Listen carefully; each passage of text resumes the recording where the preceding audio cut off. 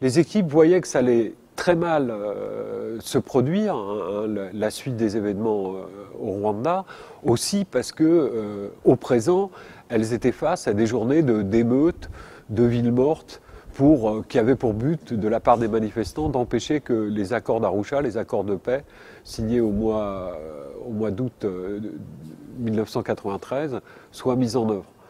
Donc elles avaient déjà une expérience directe de la violence et elles savaient que les deux parties allaient vers un affrontement généralisé, donc il fallait s'y préparer. S'y préparer à quoi? Se préparer à recevoir un grand nombre de blessés, mais personne n'avait imaginé qu'en quelques semaines, quelques mois, presque tous les Tutsis du Rwanda allaient disparaître dans ce processus. Là, personne n'avait jamais formulé une telle perspective.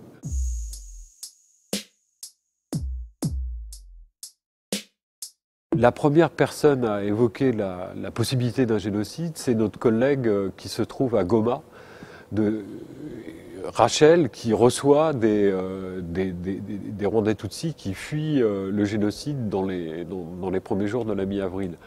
Après, il y a une autre expérience forte, c'est celle de l'hôpital universitaire de Butare, où on a une équipe à la fois internationale et à la fois nationale, et puis on a plus d'une centaine de patients là dont on s'occupe, des blessés hospitalisés.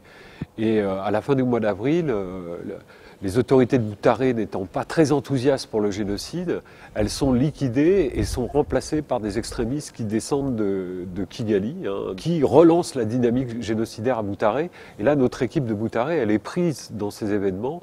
Elle perd tout son personnel national Tutsi, là, qui est exécuté. Dans l'idéal des tueurs, il n'y a aucun blessé à prendre en charge, parce que tout le monde doit mourir. Donc là, il y a les premières déclarations publiques par des dirigeants importants de MSF caractérisant l'événement comme un génocide et réclamant que quelqu'un dans la communauté internationale, avec des guillemets, s'y oppose par la force.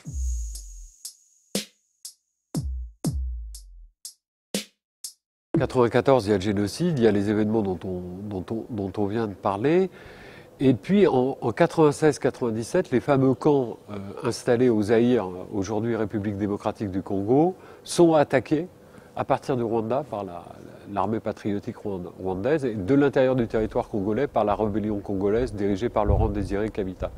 Et là, il y a des centaines de milliers de réfugiés rwandais qui vivent dans des camps, qui sont attaqués, les camps sont détruits, ils sont pourchassés